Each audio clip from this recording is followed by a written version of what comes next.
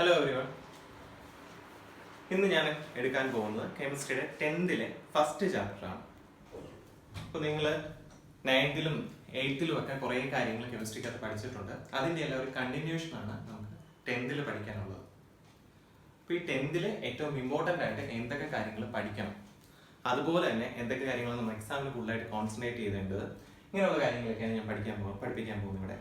First നിങ്ങൾ 9th പഠിച്ചത് അല്ലെങ്കിൽ 8th പഠിച്ച ചെറിയ ചെറിയ കാര്യങ്ങൾ നമുക്ക് ഫസ്റ്റ് റീകളക്ട് ചെയ്ത് നോക്കാം. അതായത് ഇലക്ട്രോണിക് കോൺഫിഗറേഷൻ. ഇലക്ട്രോണിക് കോൺഫിഗറേഷൻ എല്ലാവർക്കും ഓർമ്മ കാണുമായിരിക്കും. എന്താണ് ഇലക്ട്രോണിക് കോൺഫിഗറേഷൻ? ഇലക്ട്രോണിക് കോൺഫിഗറേഷൻ എന്തെന്ന് അറിയുന്നതിന് മുമ്പ് അറ്റോമിക് നമ്പർ എന്താണെന്ന് അറിയണം.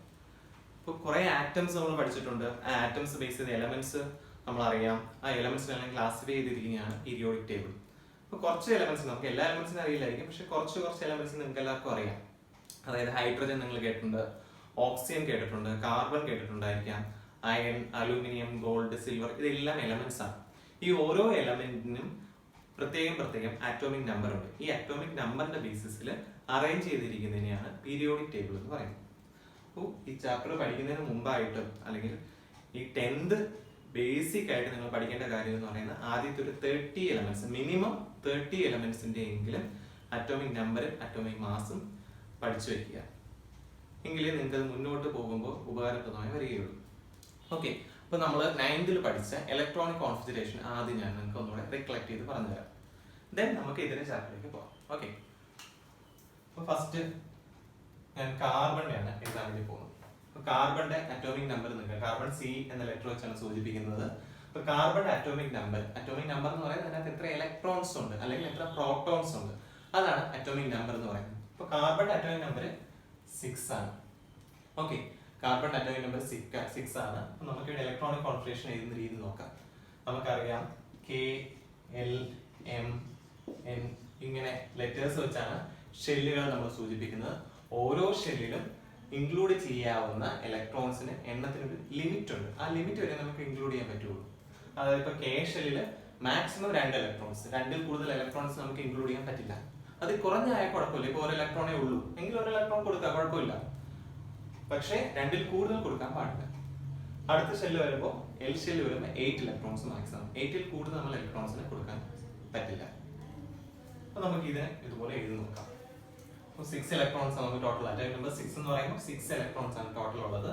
അപ്പോൾ ഫസ്റ്റ് ഷെല്ലിൽ നമുക്ക് എത്ര ഇലക്ട്രോൺസ് കൊടുക്കാം? 2 ഇലക്ട്രോൺസ് കൊടുക്കാം. ഓക്കെ, 2 ഇലക്ട്രോൺസ് കൊടുത്തു. നെക്സ്റ്റ് L ഷെല്ലിൽ എത്ര ഇലക്ട്രോൺസ് കൊടുക്കാം? ഇനി ബാക്കി എത്രയുണ്ട്? 6 ഉണ്ടായിരുന്നു, 2 ഇലക്ട്രോൺസ് പോയി. ഇനി ബാക്കി നമുക്ക് 4 ഇലക്ട്രോൺസ് ഉള്ളൂ. സെക്കൻഡ് ഷെല്ലിൽ 8 വരെ കൊടുക്കാം, പക്ഷെ നമ്മുടെ കയ്യിൽ എത്രയേ ഉള്ളൂ? 4 ഉള്ളൂ. സോ നമുക്ക് 4 കൊടുക്കാം. ഇനി കൊടുക്കാനില്ലെങ്കിൽ കൊടുക്കണ്ട, അവിടെ വെച്ച് സ്റ്റോപ്പ് ചെയ്യാം. ഇതായിരിക്കും കാർബണിന്റെ ഇലക്ട്രോണിക് കോൺഫിഗറേഷൻ. ഇതുപോലെ നമുക്ക് ഓക്സിജന്റെ വേണമെങ്കിൽ ഇടാം. ഓക്സിജന്റെ O1 ആണ് റെപ്രസെന്റ് ചെയ്യുന്നത്. ഓക്സിജന് 8 ഇലക്ട്രോൺസ് ഉണ്ട്, അറ്റോമിക് നമ്പർ 8 ആണ്. അറ്റോമിക് നമ്പർ എപ്പോഴും ലെഫ്റ്റ് സൈഡിൽ താഴെയായിട്ട് വേണം എഴുതാൻ. മാസ് നമ്പർ ആണ് നമ്മൾ മുകളിൽ എഴുതുന്നത്. ഓക്കെ, ഇതിന്റെയും കൊടുക്കുമ്പോൾ എന്ത് ചെയ്യാം? ഫസ്റ്റ് 2 ഇലക്ട്രോൺസ്, ഫസ്റ്റ് K ഷെല്ലിൽ 2 ഇലക്ട്രോൺസ്, L ഷെല്ലിൽ വരുമ്പോൾ ഇനി എത്ര ഇലക്ട്രോൺസ് ബാക്കിയുണ്ട്? 6 ഇലക്ട്രോൺസ് ബാക്കിയുണ്ട്. നമുക്ക് 8 വരെ കൊടുക്കാം, സോ 6 കൊടുക്കാം. ഓക്കെ, ഇത് നിങ്ങൾ കഴിഞ്ഞ വർഷങ്ങളിൽ പഠിച്ച കാര്യമാണ്, ജസ്റ്റ് ഒന്ന് റീകളക്ട് ചെയ്യുന്നതേ ഉള്ളൂ. നമുക്ക് ഈ വർഷം പഠിക്കാനുള്ള ഇതിനകത്ത് കുറച്ച് സബ് ഷെല്ലുകളുണ്ട്. ഇതെല്ലാം ഷെല്ലുകളാണ്. ഇതിനകത്ത് സബ് ഷെല്ലുകളുണ്ട്. ആ സബ് ഷെല്ലിനകത്ത് ഇലക്ട്രോൺസ് എങ്ങനെയാണ് കോൺഫിഗറേഷൻ ചെയ്യുന്നത്, ഇലക്ട്രോൺസ് എങ്ങനെയാണ് വിന്യസിക്കുന്നത്, അതാണ് നമുക്ക് ഈ വർഷം പഠിക്കാനുള്ളത്.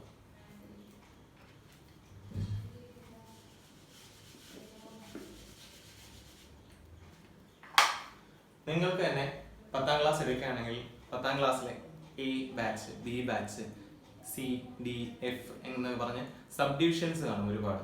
അതുപോലെ തന്നെയാണ് ഇലക്ട്രോൺസിന്റെ കേസും നമ്മുടെ K, L, M, N shell പോലെ. അത് പോരാതെ തന്നെ സബ് ഷെല്ലുകളും ഉണ്ട്. ആ സബ് ഷെല്ലുകൾ 4 സബ് ഷെല്ലുകളാണ് മെയിൻ ആയിട്ടുള്ളത്. S, P, D, F, G എന്നൊക്കെ പറഞ്ഞ സബ് ഷെല്ലുകളുണ്ട്. പക്ഷെ നിങ്ങൾക്ക് ഇപ്പോൾ സിലബസിൽ അത് പഠിക്കുന്നില്ല. നിങ്ങൾ ഒരു +2 ഡിഗ്രി ലെവൽ വരെ ഈ 4 സബ് ഷെല്ലുകൾ മാത്രമേ പഠിക്കാറുള്ളൂ. S, P, D, F. Okay, ഈ S, P, D, F നേരത്തെ പറഞ്ഞ പോലെ തന്നെ കുറച്ച് ഇലക്ട്രോൺസിന്റെ കൊള്ളാവുന്ന ഇൻക്ലൂഡ് ചെയ്യുന്ന ലിമിറ്റേഷൻസ് ഉണ്ട്. ആ ലിമിറ്റേഷൻസ് നമുക്ക് ആദ്യം പഠിക്കാം. എസിനകത്ത് K ഷെല്ല് പോലെ തന്നെയാണ് മാക്സിമം 2 ഇലക്ട്രോൺസിനെ നമുക്ക് ഇൻക്ലൂഡ് ചെയ്യാൻ പറ്റുകയുള്ളൂ. ഇനി അടുത്ത പി എടുക്കുകയാണെങ്കിൽ പിക്കകത്ത് മാക്സിമം എത്ര ഇലക്ട്രോൺസ് ഇൻക്ലൂഡ് ചെയ്യാൻ പറ്റും? 6 ഇലക്ട്രോൺസ്. ഡി ആണെങ്കിൽ 10, എഫ് ആണെങ്കിൽ 14 ഇലക്ട്രോൺസ്. ഇതാണ് ഇതിന്റെ ലിമിറ്റേഷൻ. ഇത് കറക്റ്റ് ആയിട്ട് നമുക്ക് പഠിച്ചു വെക്കണം. അപ്പൊ ആദ്യം ഇതെല്ലാവരും എഴുതിയെടുത്തോളൂ. ഓരോ ഷെല്ലിലും എത്ര ഇലക്ട്രോൺസ് ഇൻക്ലൂഡ് ചെയ്യാൻ പറ്റുമെന്നുള്ള കാര്യം. ഇതെല്ലാം സബ്ഷെല്ലുകളാണ്, SPDF എന്ന്. അതുപോലെ തന്നെ സബ്ഷെൽ എഴുതുമ്പോൾ ശ്രദ്ധിക്കേണ്ട ഒരു കാര്യം, സ്മോൾ ലെറ്ററിൽ എല്ലാവരും സബ്ഷെല്ലും എഴുതാവും. നമ്മൾ ഷെല്ലുകൾ എഴുതുമ്പോഴാണ് KLM എന്ന് പറയുന്ന ക്യാപിറ്റൽസ് എഴുതുന്നത്. സബ്ഷെല്ലുകൾ എഴുതുമ്പോൾ സ്മോൾ ലെറ്ററിൽ എല്ലാവരും എഴുതാറുള്ളൂ. ഓക്കെ, ഫസ്റ്റ് എഴുതിയെടുത്തല്ലോ എല്ലാവരും. ഓക്കെ, നെക്സ്റ്റ് നമുക്ക് ഇതിൽ എങ്ങനെയാണ് കോൺഫിഗറേഷൻ ചെയ്യുന്നത്, അതായത് വിന്യസിക്കുന്ന ഇലക്ട്രോണിന്റെ കോൺഫിഗറേഷൻ എങ്ങനെയാണ് ചെയ്യുന്നത് നോക്കാം. അതിനുവേണ്ടി നമുക്കൊരു ട്രിക്ക് ഉണ്ട്. നിങ്ങളുടെ ടെക്സ്റ്റ് ബുക്ക് എടുത്ത് നോക്കുകയാണെങ്കിൽ അതിനകത്ത് ഇതേപോലെ തന്നെ കൊടുത്തിരിക്കും. ഇതിന്റെ എഴുതുന്ന ഓർഡറിന് എഴുതുന്ന ഒരു രീതി.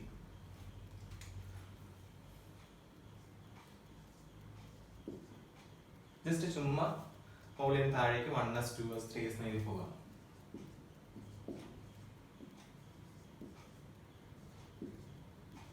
ഞാനിവിടെ 7s വരെ എഴുതിയുള്ളൂ, നിങ്ങൾക്ക് എത്ര വേണോ എഴുതാം. 1നകത്ത് എസ് സബ്ഷെല്ല് മാത്രമേ ഉള്ളൂ, പിന്നീട് വേറെ കൊടുക്കേണ്ട കാര്യമില്ല.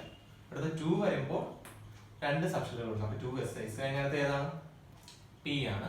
So 2p. 3 കഴിഞ്ഞാൽ 3p. 3p കഴിഞ്ഞ് ഇതിന് വീണ്ടും കൊടുക്കാൻ പറ്റും, അതായത് 3d. p കഴിഞ്ഞാൽ d. 3കകത്ത് 3 സബ്ഷെല്ല് കൊടുക്കാൻ പറ്റും. 4 വരുമ്പോൾ 4s വന്നു, 4p വന്നു, 4d വന്നു, 4f കൂടെ വരും. അപ്പൊ നമുക്ക് 4 സബ്ഷെല്ലുകളേ ഉള്ളൂ. താഴോട്ടും എന്ത് ചെയ്യാം?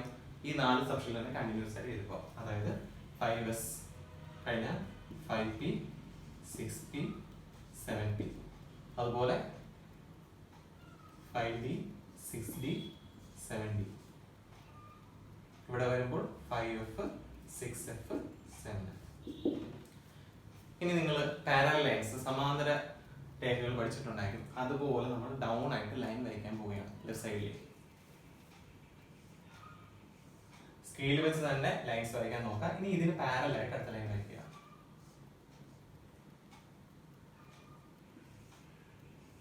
എല്ലാവരും സ്കെയിൽ ഉപയോഗിച്ച് തന്നെ വരയ്ക്കാൻ നോക്കുക, അല്ലെങ്കിൽ പാരലൽ ലൈൻസ് കിട്ടില്ല.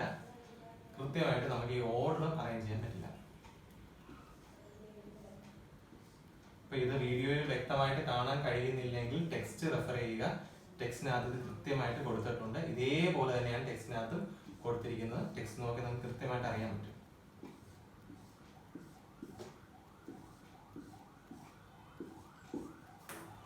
ഇനി ചെയ്യേണ്ടത് ഡൗൺ ആയിട്ട് ആരോസ് ഇടുക.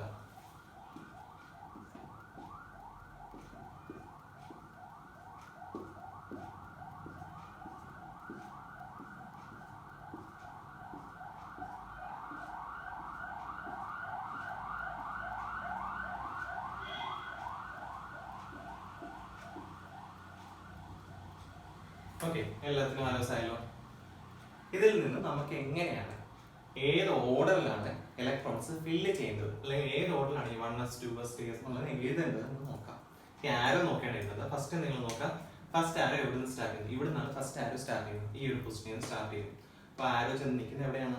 1s. അതായത് ആദ്യം വരുന്നത് 1s. നമുക്ക് ആദ്യം ഇലക്ട്രോൺസ് ഫില്ല് ചെയ്യുന്നത് 1s അതാണ് ഏറ്റവും എനർജി കുറഞ്ഞത്. നെക്സ്റ്റ് കുറച്ചുകൂടെ എനർജി കൂടിയതായിരിക്കും അടുത്ത് വരുന്നത്. 1s താഴെ എന്തെങ്കിലും ഉണ്ടോ?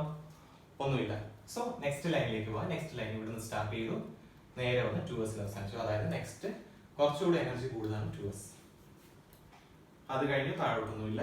സോ അത് കളഞ്ഞു. നെക്സ്റ്റ് ലൈൻ വരുമ്പോൾ 2p ആണ് അടുത്ത ലൈനിൽ വരുന്നത്. 2p കഴിഞ്ഞ് താഴെ ഉണ്ട് 3s ഉണ്ട്. 3s കൊടുക്കാം. 3s കഴിഞ്ഞിട്ട് താഴോട്ടൊന്നുമില്ല. അടുത്ത ലൈനിലേക്ക് പോയി 3p. 3p കഴിഞ്ഞിട്ട് എന്താ ഉള്ളത്? 4s ഉണ്ട്. 4s കഴിഞ്ഞ് താഴോട്ടൊന്നുമില്ല. അടുത്ത് നോക്കുമ്പോൾ 3d. 3d കഴിഞ്ഞിട്ട് 4p. ഈ ഓർഡറിലാണ് നിങ്ങൾ ഫില്ല് ചെയ്യേണ്ടത്. എപ്പോഴും ശ്രദ്ധിക്കേണ്ട ഒരു കാര്യം, എല്ലാവരും തെറ്റിക്കുന്ന ഒരു കാര്യമാണ്, ഇതിനിടയ്ക്ക് കോമാസ് എല്ലാം ഇടും. കോമ ഇടാൻ പാടില്ല. ഇങ്ങനെ തന്നെയാണ് ഇലക്ട്രോൺസ് ഫില്ല് ചെയ്യേണ്ടത്. ഇലക്ട്രോൺസ് ഫില്ല് ചെയ്യേണ്ട ഓർഡറാണിത്. ഓക്കെ, അപ്പൊ നമുക്ക് എങ്ങനെയാണ് ഫില്ല് ചെയ്യുന്നത് നെക്സ്റ്റ് നോക്കാം. അപ്പൊ ഇതെല്ലാവരും എഴുതിയെടുക്കുക. എഴുതിയെടുക്കുന്നത് വളരെ എളുപ്പമുള്ള രീതിയാണ്. ഇനി നിങ്ങൾക്ക് ഇത് മറന്നു പോവുകയാണ്, അല്ലെങ്കിൽ പെട്ടെന്ന് ഈ ഒരു കാര്യം ഓർത്ത് വെക്കാൻ പറ്റില്ല എങ്കിൽ എക്സാമിന് പോയിട്ട് ബാക്കിൽ, എക്സാം പേപ്പറിന്റെ ബാക്കിൽ ഒരു റഫ് പേജ് ഉണ്ട്. ആ പേജിൽ ചെന്നുകൊണ്ട് തന്നെ എഴുതിയെടുക്കുക. പിന്നെ നമുക്ക് നോക്കി ഓർഡർ ചെയ്യാൻ പറ്റും. അതല്ല ഇന്നും പ്രാക്ടീസ് ചെയ്ത് കെമിസ്ട്രി പഠിക്കുന്നവരാണെങ്കിൽ അവർ 2-3 തവണ ചെയ്യുമ്പോൾ തന്നെ ഈ ഒരു കാര്യം അവരുടെ മൈൻഡിൽ ഓക്കെ ആയിട്ട് സെറ്റ് ആയിട്ട് തന്നെ ഇരിക്കും. പിന്നെ അതൊരിക്കലും മറന്നു പോവില്ല. പിന്നീട് പ്രത്യേകിച്ച് എക്സാമിന് എഴുതിയിടേണ്ട ആവശ്യം വരില്ല. 2-3 ക്ലാസ് അറ്റൻഡ് ചെയ്യുമ്പോൾ തന്നെ നിങ്ങൾക്ക് ഈ കാര്യം ബൈഹേർട്ട് ആയിരിക്കും. ഓക്കെ, അപ്പോൾ ഇതെല്ലാവരും എഴുതിയെടുത്തെങ്കിൽ നെക്സ്റ്റിലേക്ക് നമുക്ക് പോവാം.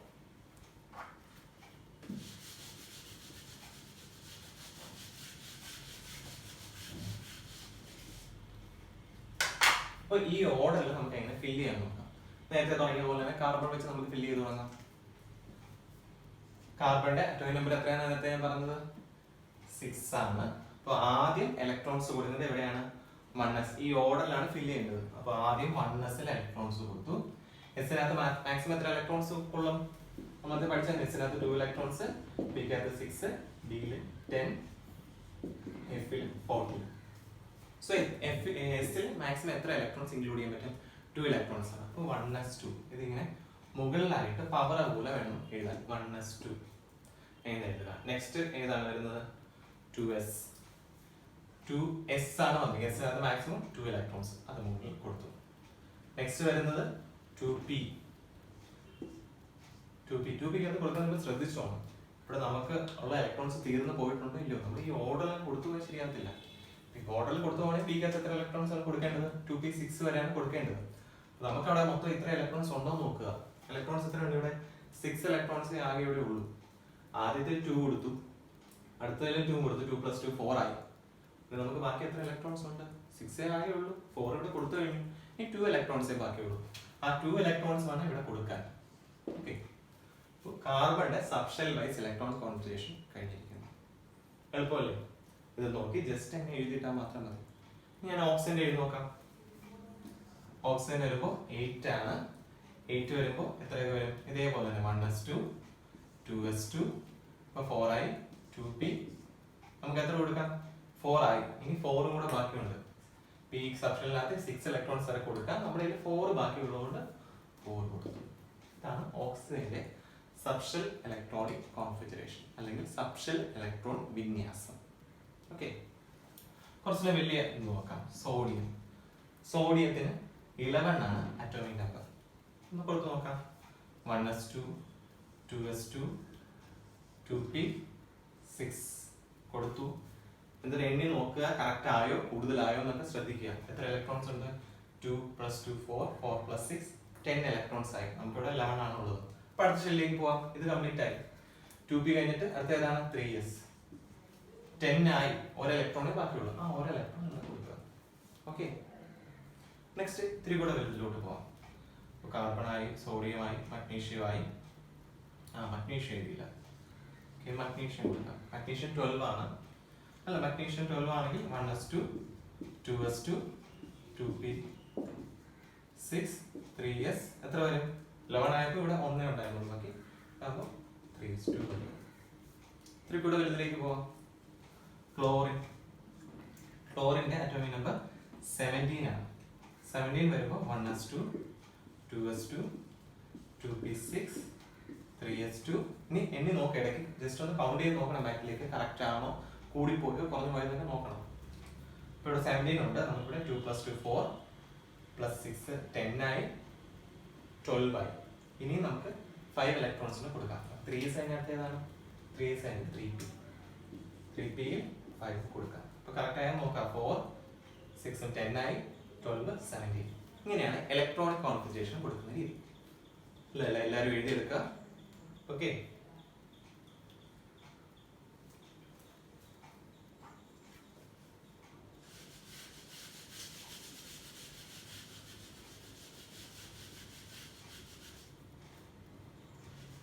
ഇനി ഇലക്ട്രോണിക് കോൺഫിഗറേഷനിൽ ചെറിയൊരു എക്സെപ്ഷണൽ കേസുണ്ട്. ഈ ചെറിയ എക്സെപ്ഷണൽ കേസ് വരുന്നത് ഈ 3Dയിലും 4sലും വെച്ചാണ് ഈ എക്സെപ്ഷണൽ കേസ് വരുന്നത്. ഈ കഴിഞ്ഞ വർഷം തൊട്ടാണ് ഈ എക്സെപ്ഷണൽ കേസ് തുടങ്ങിയത്. അത് അപ്പോൾ തൊട്ടാണ് ടെക്സ്റ്റിനകത്ത് അത് ഇൻക്ലൂഡ് ചെയ്യാൻ തുടങ്ങിയത്. നമ്മൾ ഈ ഓർഡർ തന്നെയാണ് കഴിഞ്ഞ വർഷം വരെ കുട്ടികൾ എഴുതിക്കൊണ്ടിരുന്നത്. പക്ഷെ കഴിഞ്ഞ വർഷം മുതൽ കുട്ടികളോട് ഫില്ല് ചെയ്യേണ്ട ഓർഡർ എഴുതും. പക്ഷെ എഴുതേണ്ട ഓർഡർ വരുമ്പോൾ ആദ്യം 4sൽ ഫില്ല് ചെയ്യുക. പക്ഷെ എഴുതുമ്പോൾ ഇതെന്ത് ചെയ്യുക? അങ്ങോട്ട് ഇങ്ങോട്ട് സ്വാപ്പ് ചെയ്ത് എഴുതുക എന്ന് പറഞ്ഞു. അത് വരുന്നത് കോപ്പറിന്റെ കേസിലേക്കാണ് വരുന്നത്.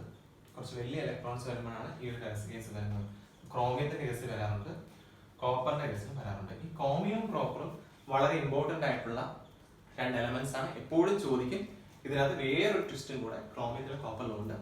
അത് ഞാൻ ഇത് പറഞ്ഞതിന് ശേഷം പറയാം. കാരണം സാധാരണ രീതിയിൽ എഴുതുന്ന പോലല്ല ക്രോമിയവും കോപ്പറും എഴുതുന്നത്, നിങ്ങൾ പ്രത്യേകം ശ്രദ്ധിക്കേണ്ടതാണ്. ബാക്കി എല്ലാ എലമെന്റ്സിനും ഈ നോർമൽ ഓർഡർ ആണ്, പക്ഷെ ക്രോമിയത്തിനും കോപ്പറിനും മാത്രം ഓർഡർ വ്യത്യാസമുണ്ട്. അതുകൊണ്ട് എക്സാമിന് ചോദിക്കുന്നത് എന്തിലാണോ ചെറിയ വ്യത്യാസമുള്ളത്, എക്സെപ്ഷണൽ കേസ് എന്താണോ അതായിരിക്കും എക്സാമിന് ചോദിക്കുന്നത് എപ്പോഴും. ഓക്കെ, ക്രോമിയത്തിന് 24 ആണ്. നമുക്ക് ഇത് നോക്കാം നോർമലായിട്ട്. 1s2, 2s2, 2p6, 3s2, 3p6. ഇപ്പൊ എത്രയായി? 4 ആയി, 10 ആയി, 12, 18 ആയി, 24 ഉണ്ട്. ധൈര്യമായിട്ട് കൊടുക്കാം. 3p6 കഴിഞ്ഞിട്ട് അടുത്ത് എത്രയാണ്? 4s ആണ്. നമ്മൾ ഫില്ല് ചെയ്യേണ്ട ഓർഡറിലാണ് 4s വരുന്നത്, പക്ഷെ എഴുതുമ്പോൾ 4s അല്ല അത് എഴുതുന്നത്. അപ്പൊ അതുകൊണ്ട് ഒരു ഗ്യാപ്പ് ഇടുക. ഗ്യാപ്പ് ഇട്ടിട്ട് 4s ഇവിടെ എഴുതാം. 4s ഫില്ല് ചെയ്ത് കൊടുക്കും. 4s എത്ര വരക്കണം? 2 ഇലക്ട്രോൺസ് കൊള്ളും. എന്നിട്ട് നെക്സ്റ്റ് 4s ശേഷമാണ് 3d ഫില്ല് ചെയ്യേണ്ടത്, പക്ഷെ എഴുതുമ്പോൾ 3d ഇതിന് മുൻപേ എഴുതുക. ഇപ്പൊ ഫില്ല് ചെയ്യേണ്ട ഓർഡർ ആണിത്, ഒരിക്കലും എഴുതേണ്ട ഓർഡർ അല്ല. എഴുതുമ്പോൾ ചെറിയൊരു വ്യത്യാസം. ഈ 3d ആദ്യം എഴുതും, 4s രണ്ടാമത് എഴുതും ഇതുപോലെ. പക്ഷെ ഫില്ല് ചെയ്യേണ്ട ആദ്യം ഇതിലാണ്. 4s ഫില്ല് ചെയ്യുക, ഒരു ഗ്യാപ്പ് ഇട്ടിട്ട് 4s ഫില്ല് ചെയ്യുക. അതിനുശേഷം ഫില്ല് ചെയ്ത് ഇത് കംപ്ലീറ്റ് ആയതിനു ശേഷം മാത്രമേ 3d വരാം. ഓക്കെ, ഇപ്പൊ 4s ഫില്ല് ചെയ്തു. ബാക്കി ഉണ്ടെങ്കിലേ 3d പോകും, അല്ലെങ്കിൽ ഇവിടെ എത്തി നിർത്തുക. 1s2, 2s2, 2p6, 3s2, 3p6, 4s2. 4s കഴിഞ്ഞിട്ട് ബാക്കി ഉണ്ടെങ്കിലേ പിന്നെ 3d വരാവൂ. ബാക്കിയുണ്ട് നമുക്ക് കൊടുക്കാനുണ്ട്. ഇപ്പൊ എത്രയായി? 4, 10 ആയി, 12 ആയി, 18 ആയി, 20 ആയി. ഇനിയും നമുക്ക് കൊടുക്കാൻ 4 ഇലക്ട്രോൺസ് ബാക്കിയുണ്ട്. ആ 4 ഇലക്ട്രോൺസ് ആർക്ക് കൊടുക്കാം? ഈ 3d കൊടുക്കാം. ഓക്കെ, അപ്പൊ 3d ഞാൻ 4 ഇലക്ട്രോൺസ് കൊടുക്കാൻ വേണ്ടി പോകണം. പക്ഷെ ഇതിന് കൊടുത്ത് ബാക്കിയുള്ളതിന് ശേഷമേ കൊടുക്കാവൂ. എഴുതേണ്ടത് 4s മുൻപാണ്. ഈ ഒരു കാര്യം ശ്രദ്ധിക്കണം. 3d കൊടുത്തു. എത്ര ഇലക്ട്രോൺസ്? 4 ഇലക്ട്രോൺസ് ബാക്കിയുണ്ട്. 4 ഇലക്ട്രോൺസ് 3d കൊടുത്തു. കോപ്പറിൽ ഇതേ സെയിം രീതി തന്നെയാണ്. കോപ്പർ എഴുതുമ്പോൾ 29 ആണ്. 29 വരുമ്പോൾ സെയിം ആയിട്ട് കൊടുക്കും. 1s2, 2s2, 2p6, 3s2, 3p6. അടുത്ത ഏതിൽ വേണം ഫില്ല് ചെയ്യാൻ? 3p കഴിഞ്ഞാൽ 4s വേണം ഫില്ല് ചെയ്യാൻ. പക്ഷെ നമുക്ക് 3d എന്നൊരു ഗ്യാപ്പ് ഇട്ടിട്ട് വേണം 4s എഴുതാൻ. കാരണം എഴുതുന്ന ഓർഡർ 3d ആണ് പറയുന്നത്, പക്ഷെ ഫില്ല് ചെയ്യുമ്പോൾ ആദ്യം 4s ഫില്ല് ചെയ്യാം. അപ്പോൾ ഒരു ഗ്യാപ്പ് ഇടുക, 4s കൊടുക്കുക മാക്സിമം 2 ഇലക്ട്രോൺസ്. എന്നിട്ട് ബാക്കി എന്തെങ്കിലും ഉണ്ടെങ്കിൽ, ബാക്കി ഉണ്ടോ നോക്കുക. ബാക്കി എന്തെങ്കിലും ഉണ്ടെങ്കിൽ 3d കൊടുക്കുക. പക്ഷെ 3d എന്ന് 4s മുൻപ്, കാരണം ഇതിന് എനർജിയിലുള്ള വ്യത്യാസം കാരണമാണ് ഇങ്ങനെ തിരിച്ചെഴുതുന്നത്. ഓക്കെ, അപ്പൊ ബാക്കിയുള്ളപ്പോൾ ഇപ്പൊ എന്താണ്? 4, 10 ആയി, 12 ആയി, 18 ആയി, 20, 29 ഉണ്ട് ഇവിടെ. So 9 electrons.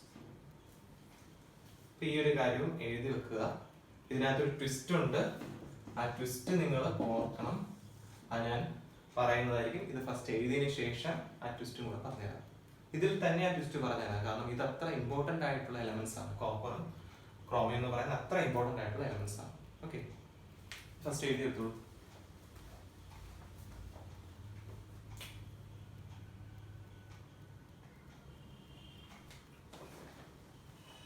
ഓക്കെ, എല്ലാവരും എഴുതിയെടുത്തല്ലോ.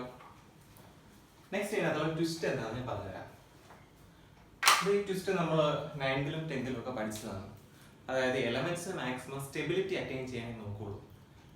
എങ്ങനെയെങ്കിലും മാക്സിമം ഫില്ല് ചെയ്ത് അത് സ്റ്റെബിലിറ്റി അറ്റൈൻ ചെയ്ത് ഓക്കെ ആയിട്ടിരിക്കാനേ നോക്കുള്ളൂ. അപ്പോൾ ആ സ്റ്റെബിലിറ്റി അറ്റൈൻ ചെയ്യാൻ നമ്മൾ ഇത്രയും നാൾ പഠിച്ചിട്ടുള്ള കണ്ടീഷൻ എന്ന് പറയുമ്പോൾ 8 ഇലക്ട്രോൺസ് കംപ്ലീറ്റ് ആക്കുക. ഒക്ടറ്റ് കംപ്ലീറ്റ് ചെയ്യാന്ന് പറഞ്ഞാൽ ഒക്ടറ്റ് റൂളൊക്കെ നിങ്ങൾ 9th-ലും 8th-ലും ഒക്കെ പഠിച്ചിട്ടുള്ളതാണ്. 8 ഇലക്ട്രോൺസ് കംപ്ലീറ്റ് ചെയ്യുക. അതെല്ലാം ഏത് കേസിലാണ്? ഷെല്ലിന്റെ കേസിൽ. അപ്പൊ ഇവിടെ വരുമ്പോൾ ഇതിനകത്ത് മാക്സിമം എത്ര കൊള്ളാൻ പറ്റുമോ അത്രയും. അതായത് നമ്മൾ ഇപ്പോ SPDF എടുക്കുകയാണെങ്കിൽ ഇതിനകത്ത് മാക്സിമം 2, 6, 10, 14 ഇങ്ങനെയാണ് വരുന്നത്. ഇപ്പൊ മാക്സിമം എത്ര ഇൻക്ലൂഡ് ചെയ്യാൻ പറ്റും എന്നുള്ളത് ഇവിടെ വ്യത്യാസമാണ്. 8 അല്ല ഇവിടെ. എസിനകത്താണെങ്കിൽ മാക്സിമം ഇൻക്ലൂഡ് ചെയ്യാൻ പറ്റുന്നത് 2 ഇലക്ട്രോൺസ്, ബിക്കകത്താണെങ്കിൽ 6 ഇലക്ട്രോൺ, ഡിക്കകത്താണെങ്കിൽ 10 ഇലക്ട്രോൺസ്, എഫിനകത്ത് 14 ഇലക്ട്രോൺസ്. ഇതാണ് മാക്സിമം ഇതിനകത്ത് ഇൻക്ലൂഡ് ചെയ്യാൻ പറ്റുന്ന ഇലക്ട്രോൺസ്. ഓക്കെ, അപ്പോൾ ഇനി ഇതിനകത്ത് വേറൊരു കാര്യം കൂടെ ഉണ്ട്. ഇങ്ങനെ ഫുള്ള് ഫില്ല് ചെയ്താൽ മാത്രമല്ല സ്റ്റെബിലിറ്റി കിട്ടുന്നത്, ഹാഫ് ഫില്ല് ചെയ്താലും സ്റ്റെബിലിറ്റി കിട്ടും. രണ്ട് കണ്ടീഷൻസ് ആണ്. ഫുള്ളി ഫിൽഡ് ആണെങ്കിലും മുഴുവൻ ഇലക്ട്രോൺസിന് നമ്മൾ ഫില്ല് ചെയ്താൽ മാത്രമല്ല ഹാഫ് ഫിൽഡ് ആണെങ്കിൽ എന്ത് കിട്ടും, നമുക്ക് സ്റ്റെബിലിറ്റി കിട്ടും. ഇപ്പോൾ രണ്ട് കണ്ടീഷൻ ഏതെങ്കിലും ഒന്ന് സാറ്റിസ്ഫൈ ആകാൻ മതി. ഫുള്ളി ഫിൽഡ് ആകാൻ പറ്റിയില്ലേ, വേണ്ട, പകുതിയെങ്കിലും ഫില്ല് ചെയ്താൽ മതി. ഇപ്പൊ എന്ത് കിട്ടും, സ്റ്റെബിലിറ്റി കിട്ടും. ഇവിടെ ഉള്ള രണ്ടാമത്തെ കേസ് നോക്കാം, സ്റ്റെബിലിറ്റി ഉണ്ടോ എന്ന് നമുക്ക് അത് ചെക്ക് ചെയ്യാം. സ്റ്റെബിലിറ്റി ഇല്ലെങ്കിലാണ് സ്റ്റെബിലിറ്റി കൊടുക്കേണ്ടത്, അല്ല സ്റ്റെബിലിറ്റി ആയിരിക്കുന്ന ഒന്നിനെ പിടിച്ച് സ്റ്റെബിലിറ്റി ഇല്ലാതാക്കി മാറ്റരുത്. ഇവിടെ ക്രോമിയത്തിന്റെ കേസ്, ലാസ്റ്റ് കേസാണ് നോക്കുന്നത്. ഇവിടെ എല്ലാം നമ്മൾ ഫില്ല് ചെയ്ത് ലാസ്റ്റ് വന്ന് ഫോറസ്റ്റിൽ കൊടുത്തു. ലാസ്റ്റ് ഏതിൽ വന്ന് നിന്നു, 3Dയിലാണ് വന്ന് നിന്നത്. ലാസ്റ്റ് ഇലക്ട്രോൺ ഏതിലാണ് കൊടുത്തത്, അവിടെ വെച്ചാണ് നമ്മൾ സ്റ്റെബിലിറ്റി നോക്കുന്നത്. ലാസ്റ്റ് കൊടുത്തിരിക്കുന്നത് ഡി സബ്ഷനിലാണ്. ഡിക്കകത്ത് എത്ര ഇലക്ട്രോൺസ്, 4 ഇലക്ട്രോൺസ്. ഡിയിൽ എത്ര വരെ കൊള്ളാം, ഇൻക്ലൂഡ് ചെയ്യാൻ പറ്റുന്ന ഡിയിൽ 10 ഇലക്ട്രോൺസ് വരെ കൊള്ളാൻ പറ്റും, ഫുള്ളി ഫിൽഡ് ആക്കിയാൽ. ഡിയിൽ നിന്ന് നേരിട്ട് 10 ആക്കാൻ പറ്റുന്ന കാര്യമില്ല. പിന്നെ എന്താണ് ഓപ്ഷൻ, നമ്മൾ രണ്ടാമത്തെ കണ്ടീഷൻ നോക്കാം. ഹാഫ് ആക്കാൻ പറ്റുമോ, ഹാഫ് ആക്കണമെങ്കിൽ 10ന് ഹാഫ് എത്രയാണ്, 5 ആക്കാൻ കുറച്ച് എളുപ്പമാണ്, കാരണം ഇവിടെ 4 ആണ്. ഒരു ഇലക്ട്രോണിന് ഇവിടെ നിങ്ങൾ കിട്ടുവാണെങ്കിൽ നമുക്ക് 5 ആക്കാം, അല്ലേ? അല്ലാതെ 6 കിട്ടി 10 ആക്കാൻ നടക്കുന്ന കാര്യമില്ല. ഒരു ഇലക്ട്രോൺ നമുക്ക് കിട്ടിയാൽ ഇത് 5 ആക്കാൻ പറ്റും. ഒരു ഇലക്ട്രോൺ നമുക്ക് എടുക്കാം. പണ്ട് നമ്മൾ മാക്സ് ചെയ്യുന്ന ഒരു കാര്യമാണിത്, കടം വാങ്ങിക്കാന്നുള്ളത്. തൊട്ടടുത്ത് ആരാണുള്ളത് അയാളുടെ നമുക്ക് കടം വാങ്ങിക്കാം. ഇവിടെ തൊട്ടടുത്ത് ആരാണുള്ളത്, ഫോറസ് 2 ആണ്. തൊട്ടടുത്തുള്ള ഫോറസ് 2ന്റെ ഒരു ഇലക്ട്രോൺ ഇങ്ങോട്ട് വാങ്ങിച്ചു. അപ്പൊ ഇവിടെ ഫോറസ് 1 ആകും, 3D 5 ആകും. പിന്നെ നോക്കി ഇതിനകത്തുള്ള വരുന്ന വ്യത്യാസം എന്താന്ന്, ഇവിടെ എല്ലാം കംപ്ലീറ്റ്ലി ഫിൽഡ് ആയി. എസിനകത്ത് 2 ഇലക്ട്രോൺസ്, പിക്കകത്ത് 6. കറക്റ്റ് നോക്കണം, ഈ ഓർഡർ തന്നെയാണോ, എസിനകത്ത് 2, പിക്കകത്ത് 6, എല്ലാം ഫിൽഡ് ആണ്. ഇവിടെ വന്നപ്പോൾ ഡിക്കകത്ത് 10 വരെയാണ് ഫില്ല് ചെയ്യേണ്ടത്. എന്തിനു വേണ്ടി, സ്റ്റെബിലിറ്റി കിട്ടാൻ വേണ്ടി. സ്റ്റെബിലിറ്റി കിട്ടാൻ വേണ്ടി 10 ഇലക്ട്രോൺസ് വേണം. സ്റ്റെബിലിറ്റി കിട്ടാൻ വേണ്ടി 10 ഇലക്ട്രോൺസ് ഇല്ല. ഇനി നമുക്ക് രണ്ടാമത്തെ കണ്ടീഷൻ, ഹാഫ് ഫിൽഡ് ആണെങ്കിൽ സ്റ്റെബിലിറ്റി കിട്ടും. ഹാഫ് ഫിൽഡ് ആണോ, അതെ, 5 ഇലക്ട്രോൺസ് ഉണ്ട്, ഹാഫ് ഫിൽഡ് ആയി. എസിന്റെ കേസിലോ 2 ഇലക്ട്രോൺസ് വേണം കംപ്ലീറ്റ്ലി ഫിൽഡ് ആവാൻ, 1 ഇലക്ട്രോൺ മതി ഹാഫ് ഫിൽഡ് ആവാൻ. 1 ഇലക്ട്രോൺ ആയി എസിന്റെ, 2 ഇലക്ട്രോൺ ആണ് ഫുള്ളി ഫിൽഡ്, അതിന്റെ പകുതി 1 ഇലക്ട്രോൺ. ഇത് എന്തായി, സ്റ്റേബിൾ ആയി. ഇതാണ് ക്രോമിയത്തിന്റെ കറക്റ്റ് ആയിട്ടുള്ള ഇലക്ട്രോണിക് കോൺഫിഗറേഷൻ. എക്സെപ്ഷൻ കേസുകളെല്ലാം കഴിഞ്ഞുള്ള കൃത്യമായിട്ടുള്ള ഇലക്ട്രോണിക് കോൺഫിഗറേഷൻ. ഇത് എക്സാമിന് വരുന്നതാണ്, എല്ലാ വർഷവും വരുന്നതാണ്, വളരെ ഇമ്പോർട്ടന്റ് ആണ്, പ്രത്യേകം ശ്രദ്ധിച്ച് പഠിച്ചെടുക്കുക. അതുപോലെ കോപ്പറിൽ നമുക്ക് ഇതുപോലെ കറക്റ്റ് ആക്കാം. കോപ്പറിൽ ഇതുപോലെ ഇതുവരെ എല്ലാം ഫിൽഡാണ്. ലാസ്റ്റ് വന്നപ്പോൾ 3D 9 വന്നു. ഒരു ഇലക്ട്രോണും കിട്ടിയതെങ്കിൽ 3D 10 ആയി. ഡിക്കകത്ത് മാക്സിമം 10 ഇലക്ട്രോൺസ് വരെ കൊള്ളും. ആ ഒരു ഇലക്ട്രോൺ എന്ത് ചെയ്യാം, ഇവിടെ നിന്ന് വാങ്ങിച്ച പോലെ എസിനകത്ത് നിന്ന് നമുക്കൊന്ന് വാങ്ങിക്കാം. അപ്പൊ ഇതെന്താവും, 3D 10 ആവും. ഇത് ഫുള്ളി ഫിൽഡ് ആയി, ഇത് ഹാഫ് ഫിൽഡ് ആയി. Fully filled half filled stable ആയി. ഒരു രീതിയിൽ ഫിൽ ആവുന്നതിനേക്കാളും നല്ലതല്ലേ ഫുള്ളി ഫിൽഡോ ഹാഫ് ഫിൽഡോ ആവുന്നത്. നേരത്തെ എന്തായിരുന്നു, ഫുള്ളി ഫിൽഡ് എന്ന് പറയാൻ പറ്റില്ല, ഹാഫ് ഫിൽഡ് എന്ന് പറയാൻ പറ്റില്ല, സ്റ്റേബിൾ ഇല്ലായിരുന്നു. പക്ഷെ ഇത് കുറച്ചുകൂടെ സ്റ്റേബിൾ ആണ്. ഇതാണ് കോപ്പറിന്റെ എഴുതുന്ന electronic configuration, subshell electronic configuration എഴുതുന്ന രീതി. ഓക്കെ, അതാണ് ഫസ്റ്റ് സെക്ഷനിൽ നമുക്ക് പഠിക്കാനുള്ളത്. ഓക്കെ ആണോ എല്ലാവർക്കും? ഓക്കെ, ഇതിന്റെ ബാക്കി ഇനി നെക്സ്റ്റ് ക്ലാസ്സിൽ പറയുന്നതാണ്. ഈ ചാപ്റ്ററിൽ ഏറ്റവും ഇമ്പോർട്ടന്റ് ആയിട്ടുള്ള സെക്ഷൻ ആണ് ഇലക്ട്രോണിക് കോൺഫിഗറേഷൻ. അതിലെ subshell electronic configuration. Electronic configuration നിങ്ങൾ ഇതിനു മുമ്പുള്ള 8th 9th ക്ലാസ്സിൽ പഠിച്ചതാണ്, എങ്കിലും ഒന്നുകൂടെ ഞാൻ പറഞ്ഞിട്ടുണ്ട്. ജസ്റ്റ് അതൊന്ന് റിക്കളക്ട് ചെയ്ത് ആ വീഡിയോ കണ്ടാൽ തന്നെ നിങ്ങൾക്ക് മനസ്സിലാകും. എന്തെങ്കിലും ഡൗട്ട്സ് ഉണ്ടെങ്കിൽ ചോദിക്കുക. ഓക്കെ, ഇതിനകത്ത് ഇത് ബേസ് ചെയ്ത് വെച്ചിട്ട് നമുക്കിനി ബാക്കിയുള്ള പഠിക്കാം. ഓക്കെ.